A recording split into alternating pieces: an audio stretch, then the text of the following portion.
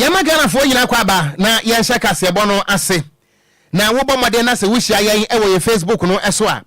Eye DLFM 106.9 for message ni bra yen. Yensha kasebo no ase ane ye body awram.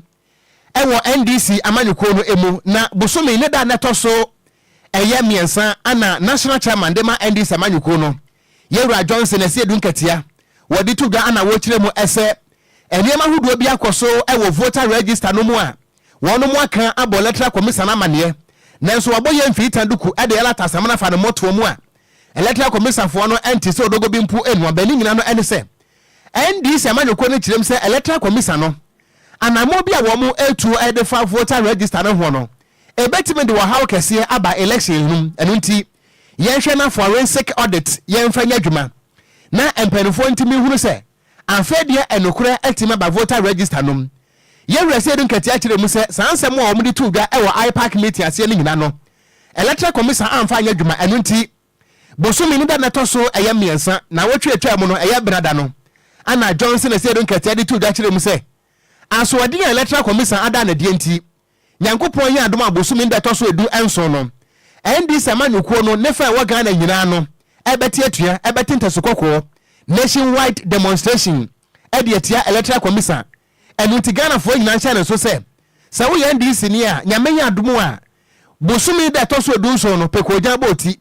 na ba bia electoral commission office sie e wo mpasua so bia no bowuram efri se wo mo so ade pa na eba ne sa no wo mai Ghana mamra aye tintim na fia pem ahenkro de okun bi ne campaign se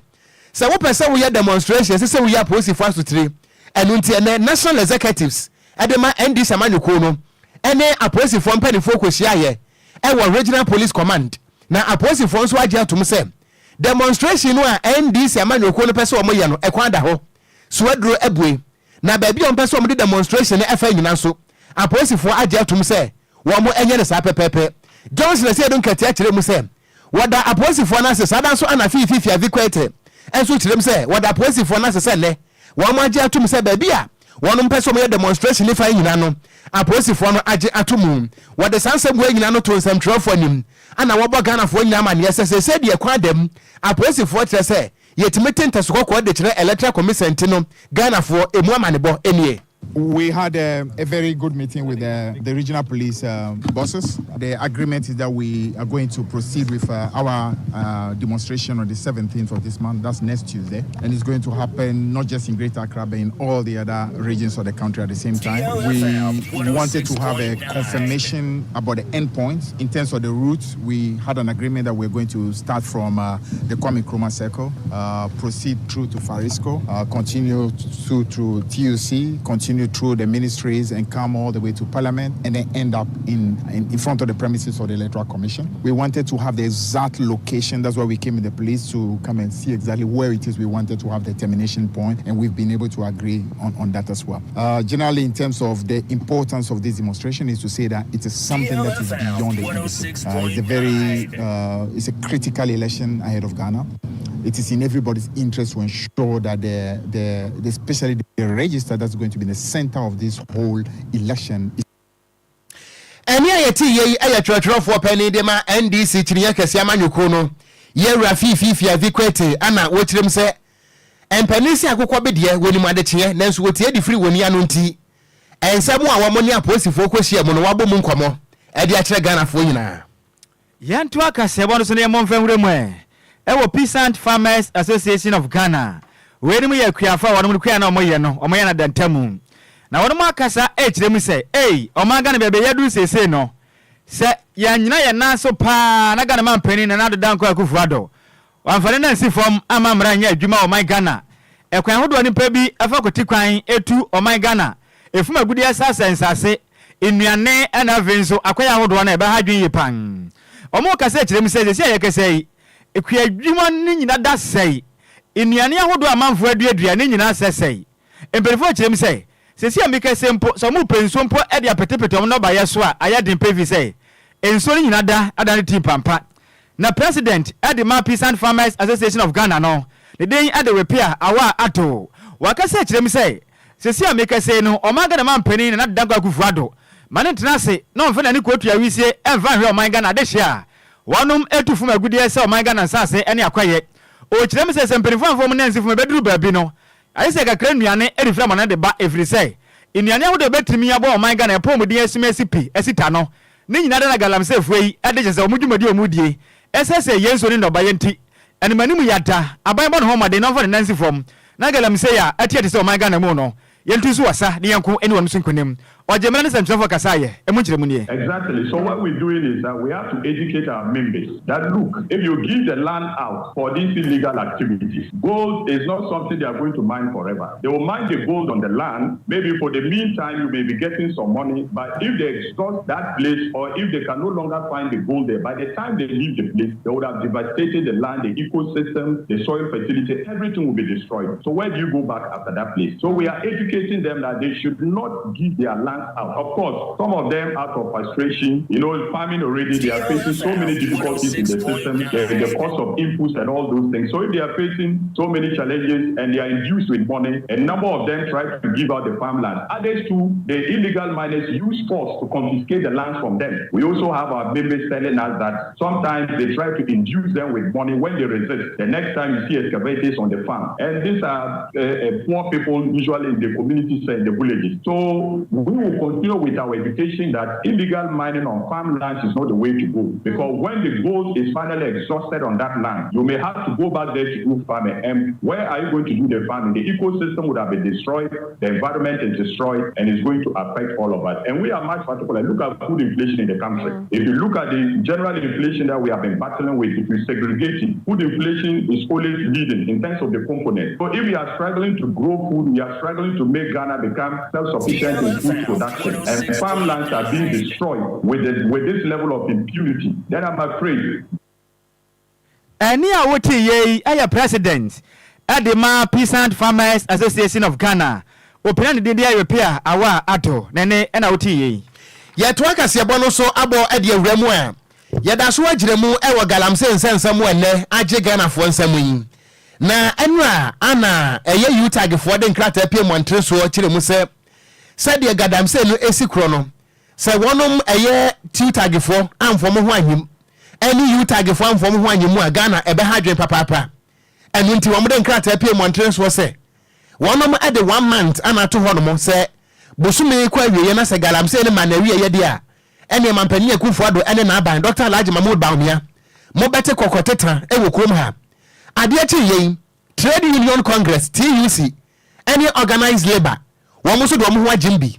womo so de nkrata pie montre so akire mu se womo ade warning wan e warning two any one a three e kwa de mama mpani akufo ado ene aban ne se September we kwa wiye na se galamse no aban woma etuo ntwaye a ene na pa abobonyom wo batili kowa ni kowa de obewo le bewo e wo krom ha organized labor any TUC ekirem se womo so de womo nkrata na womo na de begu fom na won beti atua akire mampani akufo ado pa ama womo ahunu se ba bia woman ne kro no se de amremu ankasa an yekogu se twawu ensemtrofo nhia muase ene ana Joshua Ansa wada ye trofo panin edema Trade Union Congress wadi to Ghana wo kire mu ese animu ya no do mu hia ne se aban no won declare state of emergency ewo ba bia galamse ekoso bia ami ankasa mempesi aso boso mefre ho ka ho bi yen declare sa mi ayewo nyina no state of emergency na yenti asojafo wu krom asojafo no dwumadi mu kwakodie ni se wo mu nkotwa brantam ento excavator mu wo mo nhye no de etoso mienu Ghana for mrante ne mabawa wo mo ese yensa asenso ye chi wo mo a yenfo mu nkwagina mu ewo koto de etoso miensa ene se TUC e demand se enimo ya no wo man no yenti koto bia ebedi galamse fo nko asem na yenfo mu nkwagina emranim na se emranim bubo wo mo ase bie buru se bie nya do se wokoto se abo bi se wunua so a wo se he kan so afri ye so enkase wo nso mfri wunua no so fri se so afri wunua no so a wo so no wode ba womo etem se wo matimi atenase a aya nhwemu ehunu se wo mai Ghana se kwa ye breto ni nyina asai ya makwan se ene elipa timi wura forest reserve mu ekoye galamse amena ye forest reserves nyina na sesai yensu asai Enquires from ana kokoso ayensem we nyina chi no Ghana ban asa to tutemamfo botom ede ye sika ana boss aka ne nyina wa bramfa so bia maso eno nto omo kyerɛ mu a enensam trofo nhye mu amafrɛ wo mo mfrɛ biem na emom enton kwapem September ending na sa galamse no agusu ekoso ne ekoso wo Facebook yi so amrantie ye ntehwe na sa san ekoso dia organized labor NTUC ejim se mampani ekufuado wo beti wo monka stability levels, and we also took that the acceptable range as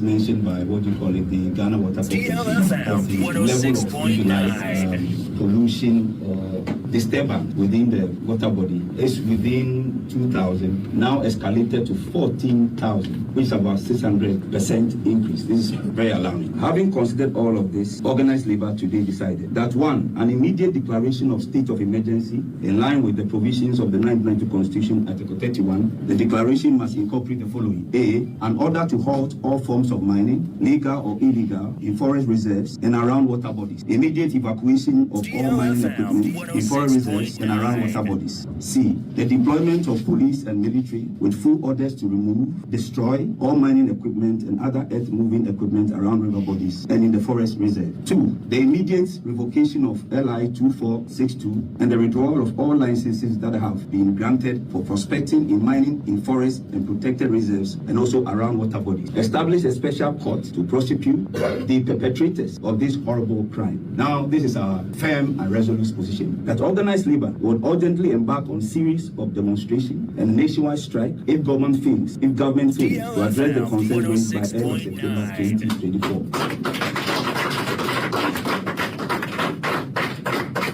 Now, we call on all well-meaning Ghanaians to join organized labor and your good self to ensure that this becomes a thing of the past.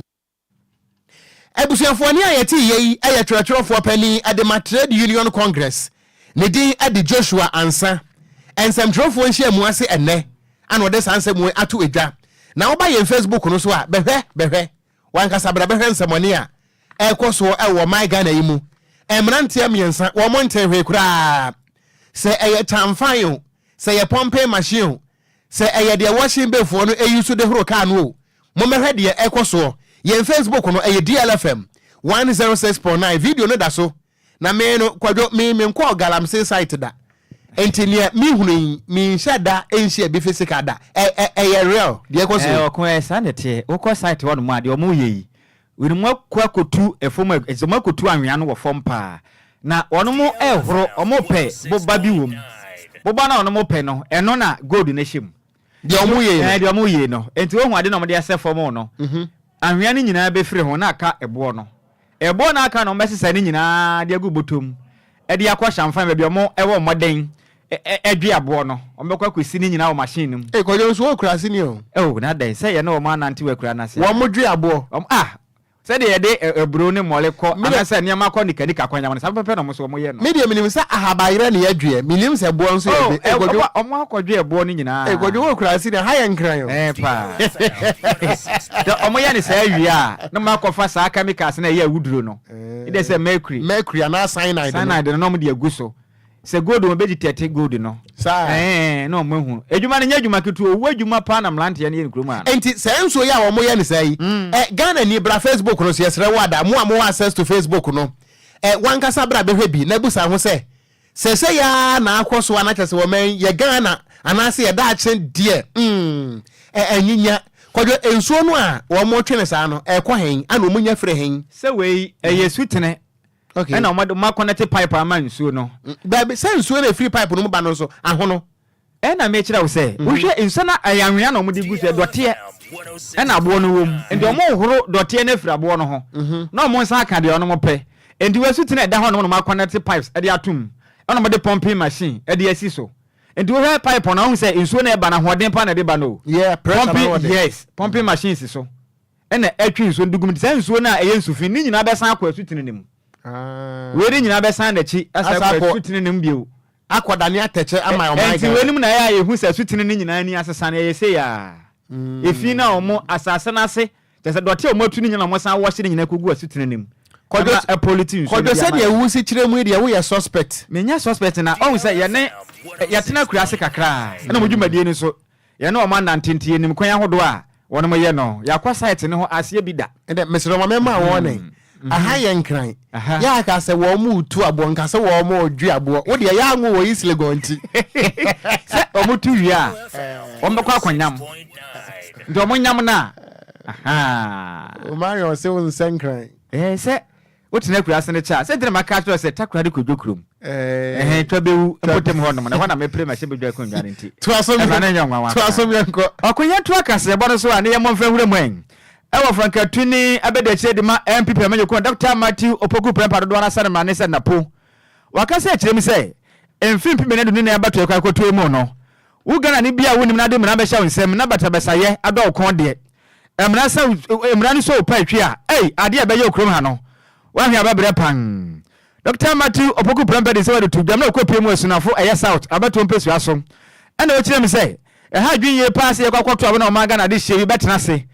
abo mo trimu po se basabasa na mo kon bedo die ntra ye no ne se na mban se betra ma Ghana mu na kamke be mamu a ye kon ado ye boa ye papa ena asomdwe en fe bebre ni Ghana fo abomode abohu dawro na tumi atena ma yimo no wo betra se na ode mra e de ahye wonsam ode se ya so du tudwa e ma na obo na homode an ena na ma hemfo wo ka bia wo nya di nkita ho wo ko pie mo jesa de ahafo mantani mu a batoko pompa kyerem se ya pa se na san basabasa bi akɔ so pa wakwa no ɔkyerem sɛ mu ɔya sɛ ndi sɛ manyo kure mpɛ manyo kompotem hɔfo no kabo mu ɛnso ntɔkwa ne basabasa akɔ so mpotem hɔ no ɔkyerem sɛ ha adwen yɛ pande wakasa kyerem sɛ de ɔtwe sika no ɔwu sika no de ɔtwe tuo no ɔwu tuo no nti ɛmfa wo sɛ ɔyɛ MPP ni anaasɛ ɔyɛ ndisi ni abɛtɔ babɛtɔ no sɛ wonnim na de mmara ɛhyɛ wo nsɛm ɛyɛ basabasa ɛma no bedi yɛnka sɛ MPP ni nti na da kɔgu fa de bɛtwitwa agyew da bi da ebi nsi da anase ye ni seninti o mampene la John Dramani ma baba be twitwa ajo se de be anya adwuma ne senti o mo de se emra na e wo magana no bedi so se ba ya basabasa ye biara enkonkosi avizi wa kire mu se empia ma yokodi ampunto ogu so asoma no senti o mangana japade a se wo no so mabo no homaden adan ne ye ne ma boa mpunto etime akoso o mangana mu emra wa kase odwuma de na ase no e mu nkire mu ni o ti kroma o so de basabasa de lecture kroma no e free na ko basabasa e ba ni fie basabasa na ban ni be di wo ni fie ọ̀dà wọn ni àbẹ̀fọ́ náà kọ́ ọ̀ma mẹ́gí basabasa ní wọ́n kúrọ́mà ọ̀dẹ̀ yìí bíọ́ ṣe òbí a ọ̀yẹ́ pàtì níbi à dìmìrà so àbábẹ́ bọ́ ọ̀hún báyìí yẹ bọ́ òbí ìwúrẹ́wù òbí ẹ̀wọ̀ àsùnàfù bíọ́ yẹ bọ́ òbí bẹ̀bọ́ tuo ẹ̀nfà ní hu ní nkọ́ yọ ọ̀kí tuo no báyìí bọ̀ sẹ́ yọ ọ̀kí tuo no yọ ọ̀kí sìkàì no ètì má MPP ní bí ànkọ̀kí tuo má MPP ní bí ànkọ̀kí sìkàì yọ ọ̀bẹ́ tí tuo no ètuo nà bẹ́ẹ̀ bẹ́ẹ̀ bẹ́ẹ̀ Yoba Chesikai no, Sekai Nebede, there is a MPP entry. Nanado, Yadi Dao, ya prepa, and Yadi Edru, over so party a violent party, over for violence, they go with fear, and you know, muscle, Momo Fama, no Buama. There was no purpose of Basano, on from Coach and fear. Any awoti ye Frankatuni abedi achire edema MPP amanyoko no Dr. Matthew Opoku Prempa do asan mane se napo nene ana woti ye eno achi ana ojese opani pa ono wogina mu ewo chese esunafo south empotem honom apre ma sebedwa konwa edema MPP amanyoko no Frank Edusi Poku wakasa achirem se ehu benya pa sa de che empotem honom no titiru ne omanga na munyina de yakwato abeno ye moye homoden se basabasa de yenyina kwa avizo wakasa achirem se MP amanyoko ne emputu dwuma de omaye bi pa titiru efa promoden ana visa du suamu de mabo homade papa panti na kupode yakwato abede Dr. Betize Matthew Opoku Prempa na vusi Dr. Mahmoud Bawumi yanto abanfa na visa ono so yanto abanfa ma no kwa ma sebedwa ewo esunafo eye south potem ono mo wajemre ene sanchafo di nkobo emu kire mu nie amanyofo ya ba nana madaru mamuntu yafo munkasa nkire yeye se de be ya asumdwe na yenya no ya baba ho ban na minuanu mabunu nso me kasa de akira mo se yenyina ya mpire ye daate ntokwa watimi wakame emfaso bia ni ho a ewo so yenyina ya nkamom ne mpire mpuntuomra sabio sa amanyoni bi be ka kira se kopra obi a odisika ya na atuo mu akase nso onfa ne ba enikan ya brani dede milimse asumdia yenya no ya baba ho bra abusofo ya ko apomudi so a anka suna for south yense ne hwan yo ya ko konya hospital ani awoti ye ayo peni pa otu franka e won bibia manyoko ni dimu akwa preje ni masibedwa konwa ewo asunafo south eye empotem honom ne din ade Frank Edusi Poku nene ana woti ye Yanto anwumre no osi aka sebo no eso na yetempo anu de na empanesi anwemu ane ebutuo yeda so agine mu wo NPP wo so amanyuko no mu a wo bofo ene de ne namo eho apaso na nyina no ene se enene nansa ana NPP amanyuko no ne fa ewo wale abato mpesua so ye o madwene se wo mbekwa kosi akan na wo mo ade yi parliamentary candidate enipa mienu ane kwagina mu ye maame a wati adwaso dada say incumbent MP eye honorable Hajia Lariba Zuera Abudu ana afi so wopani a wonum kirem say wo personal assistant e de mama mpani abedi eche Dr. Alhaji Mahmoud Baumia wono so eye doctor ne din e de Dr. Tia Abdul Kabiru Mohammed empanifo amienu di kwesi ani neno na ebo bese no nan mu ho no beto dwa se mentime ho ase asore ama demonstration galore abrantie bia bo wuram akwa ballot papers no a watitim atam ballot box no atwatwene eni asoja fo ayiri ni se kebo ama police fo nso ama no so a yedina kwa kwagina mu e wo kire se court a ye hwe se emra betimi adi no na ene anopa yi ana ye maame a wo ye incumbent MP e wo wale anka wo sa akobiem ye maame Hajia Lariba Zuera Abudu wode nkrata pie monte so akire mu se wono a na ka so obekobiem nanso de asie ni nti wono wa pasumdue e wo wale enu nti wanya kura mpo ankobiem o ye kasai ye maame no wawedro contest no a wo kirem se wo nkobiem kura enam so ama NPP empanimfo National Executive Committee no ene wonom akoputupuru enhia mu nyina no ene se enipa no a ekosi nkonya se National Executive Committee no wonom agye atomu se ye maame Zuera Abudu so nkobiem dia ene na kire se eswedru abue Dr. Tia Abdul Kabiru Mohammed no anase Mahama no wonko onopos say unanimously se committee ne tenase no wo nyina agye atom se Dr. Tia Abdul Kabiru Mahama no se ye maame Zuera so nkobiem dia wo mapaga ne sade a kire wiase nyina se wono nko ana ekro onopos wo parliamentary candidate dibrenum wo NPP amanyuko no edremu na party ni kirem se anamo wa ye maame natuo no enya na mo bone ne nyina ne sasomdue betima konkanen wo wale ene ne important nti ane ye maame natu sa na mo no na party ni so ema na wa tu ema na kwaba bon moda so waji ne tum se wa ye party ni ba a wo pasomdue ne mmom beka de akire MPP fo nyina se wo mo fa support soronko emfa ema Dr. Tia Abdul Kabiru Mahama se wono anesisia no wo ye the sole aspirant edema amanyuko no a okọ contest no nyame adom a 2024 elections yi emu wono mo ekirem se ansumdue ana Ghana nyina ehia na mmom ndo mbeka twato ne se nyankopon wonhira Ghana na wonhira MPP amanyuko no na wonye wonom great and strong ana osi yadamo ase enkrata pie montre eswe Justin Kodua from Pon trofo pani de ma MPP amanyuko no nensa anahase yantu akase bono so a na yemo emfanwura mu ewo NDC amanyuko num na frankatuni adema NDC amanyuko mampendada John Dramani Mahama wakasa da desre ede atoye ni anoma wonmo zongo ni nyina nim so momoden a na 2024 bato we de omonto aba no fama no mampendada ekirem se empuntujuma pa de okopiem ozongo communities ahodo na aba wonom sesebe Jones agba akokoi okirem se mu odem pa ya sabia ebi ni honom efe susukuru so bibia ya basa okirem se nakopo ya adom ne so mo na moto aba na man de oba pe motibia metima sesa pan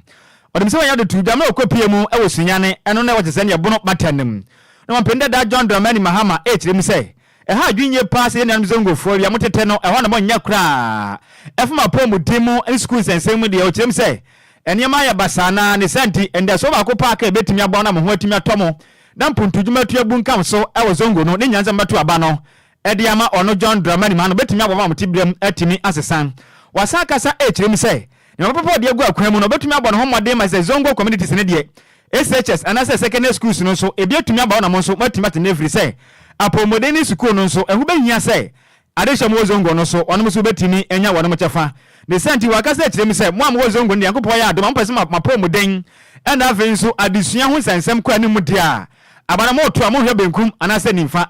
eni se manyo ko ne para mo pagima nimfa nche mo visa mo hon kuto na mo ya ne saa mo mo a ebefiri beba o mpende da John Dramani Mahama e mara wakasa won to abo mu no ensema ho do tu dwa no e mu kire mu nie ena akexre eni mputu akwan no nyɛ nsuo ni hɔ kanea no nyɛ low voltage ayaresabea ni hɔ school adan ɛnso anaa school adan yɛ dada nti ɛno nso manifesto no mu ɛsɛ yɛmmɔ mmɔden a na yɛhwɛ nkuro akɛseɛ no na baabi a zongofoɔ te na yɛmmɔ mmɔden ɛyi akwan ɛnto hɔ yɛmmɔ mmɔden a sɛ school no yɛ dada a ne yɛsiesie ne kama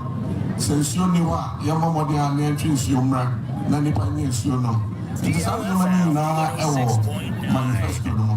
na ɛne sɛ ebi deɛ yɛahyɛ ase ɛyɛ dada Abraham yɛ mampanyin asawase yɛbɛyɛ akwan wɔ Kumase ɛnam so asawase nso ka ho ɛne ɛkɔyɛ asawase akwan nyinaa a ɛnɛ ɔkɔ asawase a ɛno ne zongo a n'akwan ɛyɛ kyɛn bibia ɛyɛ kyɛn project no mu. Ɛni a wote yei ɛyɛ Frankatwini ɛdema NDC amanyɔkuo no ɔmampenda da John Dramani Mahama nene ɛna wote yei.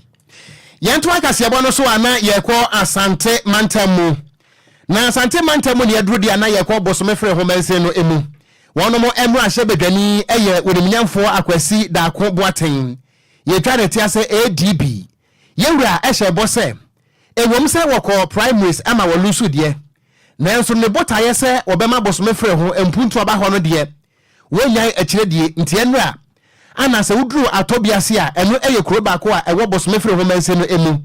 Yɛwura kwasi daako boaten adi nkan ahyɛ wɔn mo bɔ dada sɛ wɔbɛhwɛ na sukuu dan a ɛnɛ ebu agu nkwadaa so no. Wɔsi foforo adi ama wɔn nom. Ɛno a emrase badwani de wɔse ayɔyɔ ama yɛkasa yi. Atobiase asukuufoɔ wɔn mo sere paa ɛne sɛ yakosi sukuu dan fɛfɛɛfɛ adi ama wɔn mo a yɛwura kwasi daako boaten bosome frɛ ho mrase badwani. Ne nsa no adwuma no bi ɛne no a wɔkyerɛm sɛ wɔn de ananka ne botae ne sɛ ɔbɛma bosome frɛ ho ɛtimanya empuntuo nanso no sɛ party ne makasa na sɛ wɔn si nipa foforo ɛmra ɛno ntrɛ sɛ botae a ɛsi n'ani soɔ ɛne bɔhyɛ wahyɛ ne manfoɔ no wɔne so firi sɛ kɔtwa masa to nsuo mu a ne ho na ɛfɔ nanso ne ho nsensan deɛ ɛwɔ hɔ daa wɔkyerɛm sɛ wɔtu kɔ apɛn ana wɔnim sɛ ne school akɛseɛ ɛwɔ nkura akɛseɛ mu no ɛsitie ana wɔnim sɛ wɔhwɛ nkwadaa ne yɛsuafo wɔ nkuraseɛ no a sɛ wɔn mu so nya baabi papa ɛyɛ proper environment ɛtena sɛ wɔn mu bɛsua deɛ a wɔn mu so bɛtumi ayɛ pabene daakyen ama wɔn mu so atumi aba mfasoɔ de ama wɔn mɛn ɛno nti wɔbra wɔbɔ ntoa ɛwɔ bosome frɛ ho no wɔn ho sɛ atobiase ɛne nkuroto ahodoɔ no bi wɔ hɔ no mu a ɛnya deɛ sɛ sukuu adan no wɔn mu ɛwɔ bie na busua ba yɛ Facebook no so a ɛne school dan no ɛfɛ papaapa a kyerɛ sɛ ɛnya asɛm kotoa ɛno a ana yɛwura kwasi daako boaten wɔkɔpa ho ntoma ana wɔde hyɛ atobiasefoɔ ɛnsa na ansa na wɔkɔpa ho ntoma no na wɔde nkan so ahyɛ project ahodoɔ ase ɛno nti wɔkɔ inspection ahodoɔ ebi ɛwɔ tweapiase ɛno nso ɛyɛ school block a yɛwura kwasi daako boaten wahyɛ aseɛ na wɔsi ne kamakama ɛde ama wɔ manfoɔ ne adehye a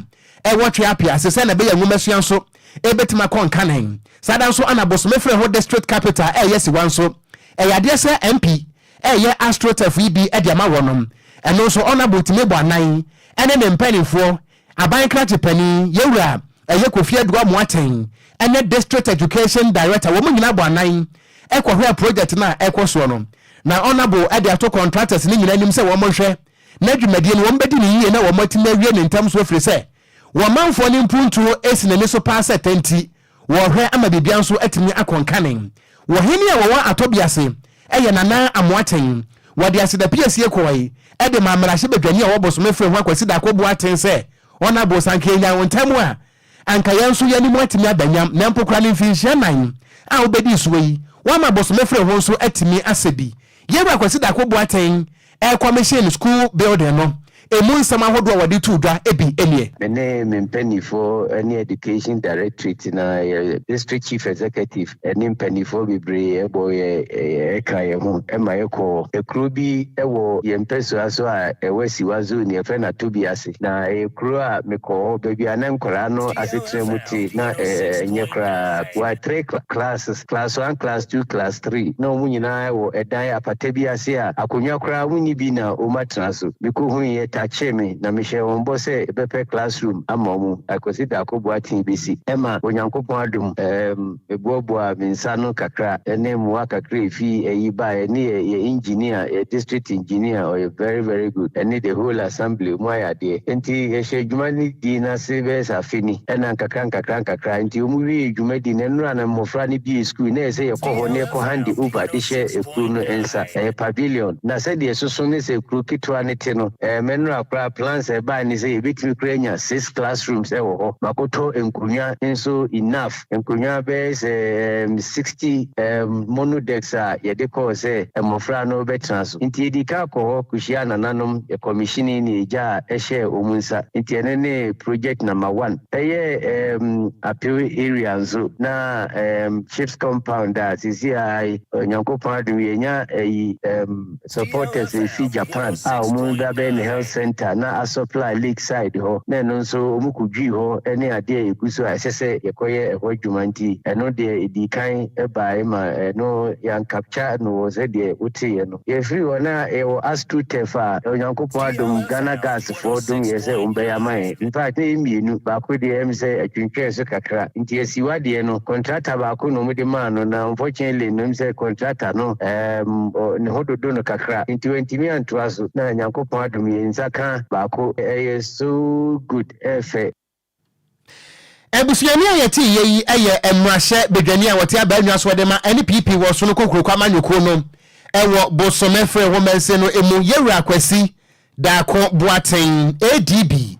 enu a adefefe a okoye ye de ma bosomefre wo mense no atobia se tuapiase ene asiwa ene nkroto ahodo ni bi emu nsem na enu a wote ye no yantu akase bo no so ane ye momfa huremu ewa nigidie kase mu na omangala nyimtini kase wagine din ye pa no no Okogyeabour ne din ede ohima Mercy one sentrafo din komo no akase tirem sei ni kura na one nete ne din aya Isaac Chum Ampofo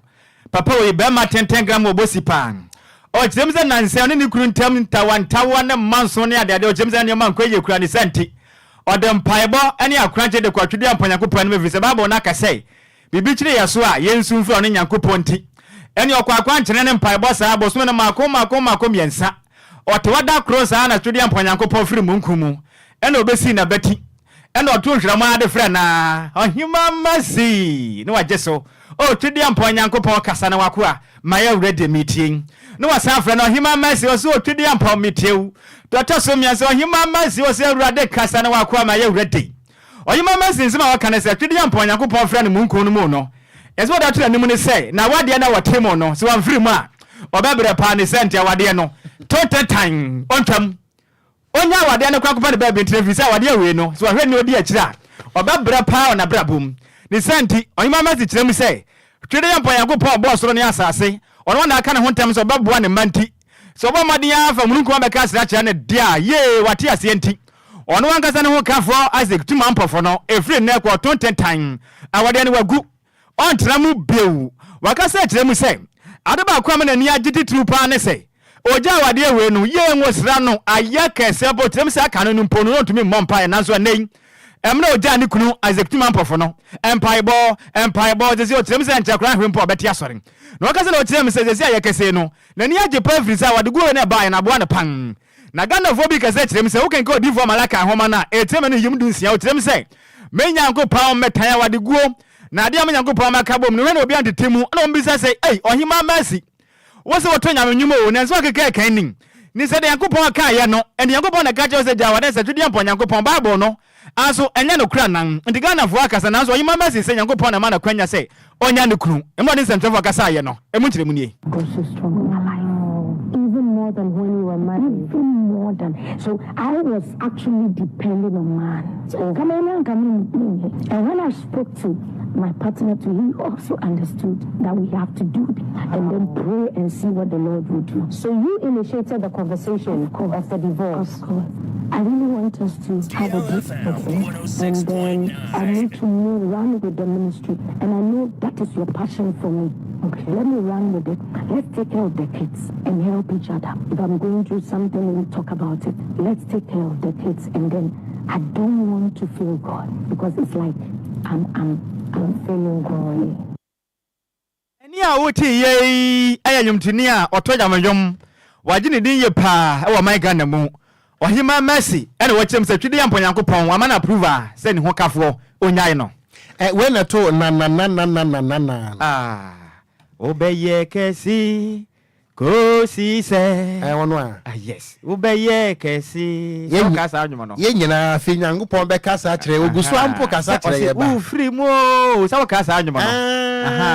mani hunu bia wo bia no free mu de esi an wo kire msa de so bi ni kun ye na de so esi anyam yadom wa free mi se hwan ku se wa mutu eni emi anso me yanso wade o sese me so da so na bi ba ya wanti o metie se metie ba ohima mercy etia who mama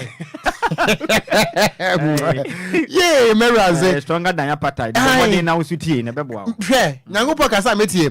na Richmond Fletcher ewrade yeah basa na wem keka me de brofo no tata msa no a was good evening wofa I am watching you live from Adabraka. Fantastic news by all standard, no size, DLFM. Vida Katara, and was saying, stop shouting. Were you not in Ghana here when 8 people were killed in 2020 elections? And was saying, you can't intimidate anybody. John Baba Mustafa Sogan was saying, good evening, boss. I am watching you live from Mannes Royal Hotel, Ekwan, in the Cape Coast South Municipality, in the Central Region. Was hey, Napo, can some where Baba Mahama Obuase and was say farmers are grateful to this NPP government for increasing the bag of cocoa. Yeah, that's it. And Lucky Jackson was say NDC MPP are the main problems of this country. Piaga chimasafuya da se papa. Ebusuya ye jina we so adan ho ajaboafo nkrato ye ba. Apakan jeta tenase. Agoprama so nsem ye de beto am so ye wi na afi sofa ato aso. Jack, makwako hunu new Lucky Electricals. Na wura mu a eniema ewo ho no esi abrochire wo niema hodo bi te se cables, main switch, ceiling fan, switch and sockets, lights and also wo chandeliers, floodlights, street light, spotlight, surface light, any lights ahodo PVC pipes, trunkings, any breakers. Ni nyina bi ewo new Lucky Electricals. New Lucky Electricals, eye wholesaling and retailing. Na sa wo pe ba konso a obetimi abowrem. Eno nti samoye companies, wo ye fiera, anasa moye contractors. Na mo pe enkane ahodo ene electrical cables ade adi mudwuma de. Fo ani kirem ewo New Lucky Electrical. Wo ye delivery service. Eno nti ba bia wo bia no, ye betimi de niam no abrel. Na dodo a wo beto no so, ewo ne discount a ye de echewo. Wo branches ahodo pi. Accra Central, or Opera Square, or Ben Wisconsin International University, ewo North Legon, womo any DLFM, ana eye opposite West London, so wo Simabriu Fashion, echi hope, Achimota New Station, New Lucky Electrical, Eben Shell Filling Station, no, wo betimi a friend number 0559 37 17 63. Esaya WhatsApp, anase 0244 21 25 01. Wo betimi so asa frɛ womo, ewo 0245 02 46 29. New Lucky Electricals. We add value to your homes. DLFM 106.9. Abusia ena nyumre mayan sama wa dron en sama wa kwaba. Famra DL 106.9 FM kasafidie so mrewedu se ene ukwada enyumre no nsia kase boesu yesinkunya na agudie mu nsama ewo so aya bobo no abusia ye de ba ne ye de beso Ghana nsamo a ena microphone cross de latest any exclusives no ena ya bobo no abusia ye de ba ne ye de abeso mu mi amedi agudie mu nsama na de ba di ameje so no ayengsu ano de share Apakan GH the blessed kirintantem so a yanshan samana se emfam fi ndiem ewo Ghana de asana mpen for kan no obofo ane nam ho apaso no ene yetwa biwi ende obepie mu Ghana Tima Obiaka no ansem no Black Stars of Ghana Nansen yabo Afcon qualifies mienu against Angola ye Lucia against Niger yabo draw Mr. Osei Owusu Bempa senior sports analyst Ghana Ose inkani no na Ghana national team ne ejina na so yetumi winning games efise ne quality players na mo nienti asese no yebre yentumi winning games ene say Ghana ye ni sa quality players ne bi Your player quality is of low standard. It becomes very difficult. Your chance of winning games are always not there. If you look at the squad that we took to Angola, it was a team that was a coach's team. A coach's team because we needed the squad of 2010 Angola AFCON team. Needed coach of the quality of the team to where it got to. Mr. Osei Owusubempa etwane Samson Odituja say ene uyi quality aye ni no edifiwa ade ba konso a Blasters na wo sesia no eha ye ene say coach na ye de aba Otuado no oye inexperience say otu na ni hwe ni technical team wo na ohwe ni bench won so a omo eti wo no eye inexperience John Pistol ene na asefo no na coach ni ye inexperience na opobi asaje adwenkyere e de afini nche no omo ye inexperience a ebesi den na nyama ebekoye de amatim no nti ose animanim a no on de obesusu say yempe assistant omo ye experience emfama Otuado. Sometimes you need a very, very good assistant to be a backup. Jones Atukwefio was as successful as he was because of, among others, because of Zagali, Atibolamte. If any of you remember him, he was the house of tactician in terms of tactics and play. Jones had his own way, but when it comes to the way they deploy players and how the pattern of play and stuff like that, that was Zagali. And so, as a coach, sometimes you also go through spells. Mr. Osei Owusubempa, a senior sports analyst in Ghana, and a Watininka, Black Stars in Sensemuano, or guesting a handful, a former player at my Black Stars of Ghana, or see Otuado Ebraeno, war qualifies, war bought 4 games, war bomienu, our World Cup qualifies, abomienu, our AFCON qualifies, Emre Riodu say, or any technical team never say, no matter what to a dream, a dream, and say, him fan and Yama Enquiries, not any money, or fan Yaman Tutuye, Senabaya national team never fan into my pefra. They are about 4 matches so far. They are the technical men handling the Blasters. If I were them, we watch all the 4 matches. Hey,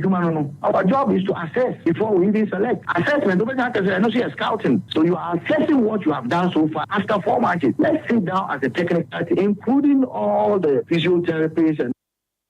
Augustine Info at one in Samson Yabisani say, Ine, Otuado Esaba Biamuno, about 4 official games. Na okasa retino na wa man percentage abema ne sen and I see 4 games no abono wa really mienu adro ba kwa lusu ba ko in terms of rating no obema ne 6 and out of percentage so no obema ne 65 to 70%. We can give them like 6 so far because we won 2, we drawn 1 and lost 1 in terms of a result that we've had. They win on Mali, they win on Kumasi, and Bordeaux and they lose to Angola. In the whole year comes to Grand, Obeja say about 70% or so. Augustine a handful a former player at my Black Stars of Ghana and I Watininka Emmanuel Ajimabedu on also Blasters in San Simon or not movie or Chema or see Otuado Eba Baki wabo 4 official games. Really mienu adroba kwelu subako or se wo share countries ye ni o ma bodro ni ye lusu to them no o mo nya countries esenka ye nya sa results na against them na mo ni nyina mu no o ka edi boa no a obeka so Otuado bai on sheda enye bad ye na mo ni aka ne se obe create competition e o Blasters team no. Only 2 about draw 1 and we lose 1. Although say nye draw ne lose no team a we lose we na nye team on the board draw nye team on the board draw, but I think the LVG is not that bad. But open the wings bar, then he should bring competition in the team. Yivano Ajimambedu etwane Samso and all the 2 just say ene watena se ehun say ade aba ko edi national team no enya ene se players no yaudie ewe binum bitterness ewo players ni bia abobra ede amomane pen ebinum ya force omu yi omu fi national team no ebinum so omu player no oman no anti nani anhwe omo sa nyama ni nyina edi national team ni nya nti obesere pen for say Sadia no so omo form ani nko no omo hwe no omo ye bibi mfa ho. There are a lot of players who are bitter about the national team because of how the treatment goes. That one, I can say that there's a bit of bitterness from how people move from the national team. Ebinum piano moja omosa no moko no akọ san ho ya we ebi pra obi anfi no ono Emmanuel Ajimambedu ne krakra mu no ena ye bisane se utim Kumasi Asante Kotoko no this season unhom sen ena se recruitment empenefo ye de ma Kotoko no omo badwuma ye players omo de omo buy no omo ye quality players na se injuries epra aha Kotoko adwen this season no omo chi teams na ombeje omo jemina did the recruitment for Kotoko no and say they have brought in a very solid squad. Me have to see me after it because no you go to Panay no. And president Allah they go for very good yesterday. In Jesus, I had the head coach and always who national team Ghana.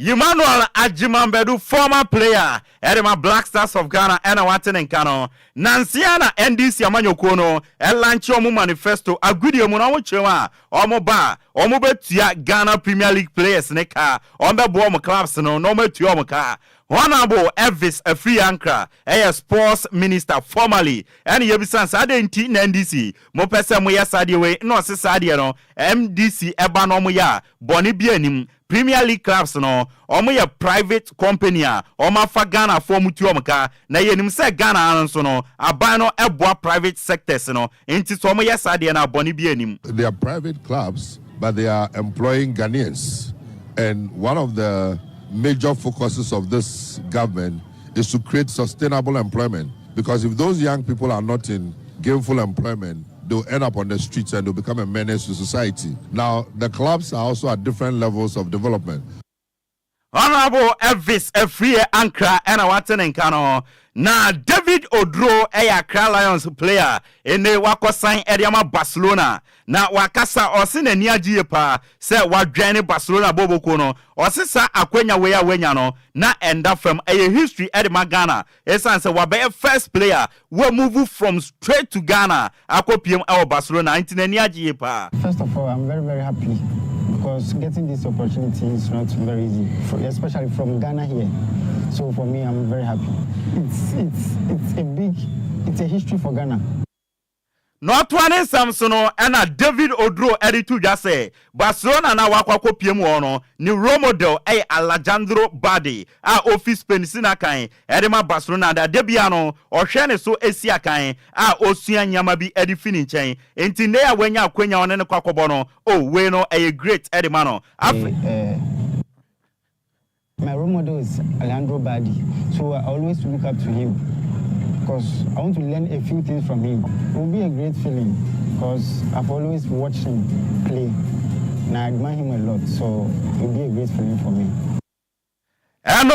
branti efeni David Odro ena ebusia watene nkano yamfa fie ni nsini ya moni teu ewa amanone na ebusia yansores nyame adomo chena yeba bebre na no yede ebetoa so di amawodia Real Madrid akache no omo Ukraine goalkeeper bi omo freno Andriy Lunin mene okase Real Madrid ene na kasa emo wajia tum Real Madrid extend Andriy Lunin ne contract no for 4 years until June 2028 ehun komo twetwe no na mo still na no on to Thibaut Courtois obekoso a aye deputy backup e de ama Thibaut Courtois ye de ehun komo e de asomo na Real Madrid akache no omo Brazilian central defender ye friend Eder Militao okopiem el Brazil national team na akache ekokoprae na mo nyame ncha de Real Madrid for no omati asemde abrante asehuri girane na so a me no kase wa returning back to Real Madrid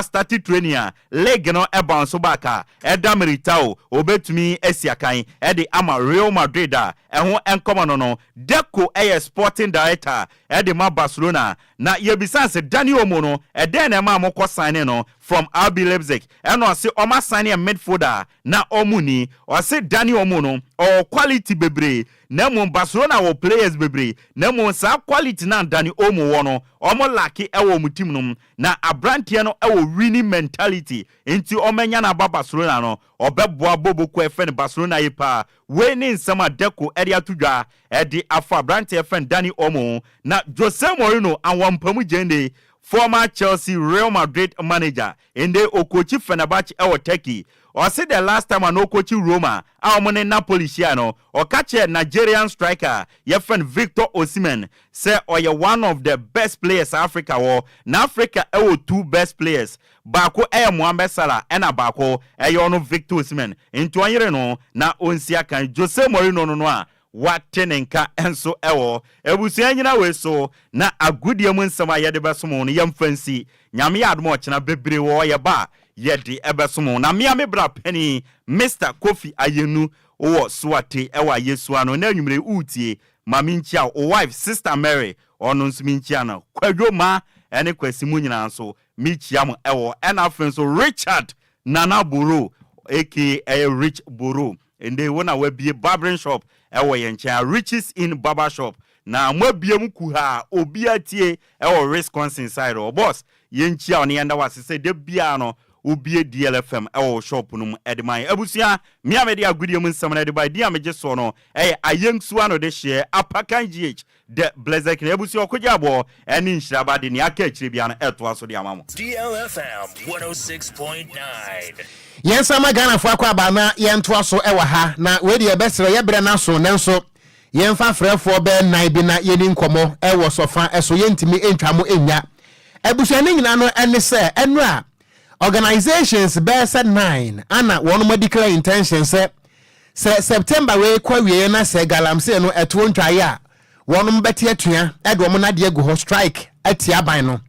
ene ye ka say organized labor trade union congress edom ho agim bi abusua ususu se ebre no a wo mo edan se suba ye die ene sabro ma ba abontin ebre no nie anase achekura na ususu se weni betimi amagalamse no eto atwa wabra mpanifo ebetimi agina so eto anamo wana mieni enkomo enya amanyosem 0534 050199 0593 406565 say organized labor so de wo ho agim ususu se ensunsunso bi betimi afrimu aba. Good evening. Good evening. Ododo nyina wa fa for Okogyeabour Ocran. Dixon bada konkwa kujeje drogba achemo edukro mamenti o. Ofa ubiti ni wafa. Besu se won kra won atena wa atededo. Ada ne ya wokai yesere Ghana enye won kunya na wokwa ma man Ghana yeyi di. Uti anka nka me kwanka kuaku biala woye abanga djuma edisu so anedi input be Ghana. When you have one year, in Africa, now you know, fancy as a man because what you send a Koso or Mangana and the Corrado. May I say, Papa, good evening. Good evening. Me pato Monoso Kakram, you did this and after a friend. Tell then I'm contracting my community. My minty wa mankwa. I did not check Corrado, or match it. Should have happened long time ago. Much Yama say, we have seen a Muslim yet. Menso medase. Good evening. Good evening, senior. Udi Eurade me wafa se Accra Francis. Medase. Da oni bibi. Dabi. Ghana asofo wo krom ha. Ya keka. Asofo e wo krom ha. Eti so man e kochimu a mo na mo se mo kansempa. Eti sempa na mo ka mo ntimi kansempa nkyere mo mu tu galamse ne so mo njai na krom na asori ni simu no emu nsuo ese omo wahi. No payment is obi ko wo cathedral ho aye gasie e na okontokwa. Ye market na mo ka konye sika wo mu ne de ene mo ni abresi ensi ne nsuo na ese ne de ene nkamo mo de yo Medase papa adwebre 0534050199 0593406565. Good evening Niampon. Evening wafa. Me wafa se beni. Oh wafa Okogyeabour afo me. Nyankopon adomo na so e. Nyame adom na fere me ni sifa je wo ho. Oh. Otu me ma news ma me fere sa. Senior wafa me da se. Senior mo pamie nie. Offer this low. Galante assembly. I am using some my branch and your can and one. On the page of my youth now, on the Jagal I'm saying. It's a buying shop, launch only with the mom. Meda se papa, ebusunya minti mi emfa afrefo no ebiem momfa encheme. Yenya yanke be fa de bebre nanso yebre no. Sebi utwa ekwan akwakwati wedro no na obi nso edroa na utwa to aguo no enti yebesra mu ada yebesoso akọ DJ Omarion ana edi ekọ Facebook no eso yeda na ase yeda yetiefo ne ahwefo nso ase akenkanfo nso yeyemienu edi a mejeso eye gangster cat ya mitenkura Okogyeabour Ocran mene Nhyiraba Kwadwo Sammy B takra de Kwadwo krom twabewu de hye preko pa me prema hye bedwa konwa ye gina we so adam asema mo adwo ye ma mo nyina mo anitiye so I don't forget say opele ana eba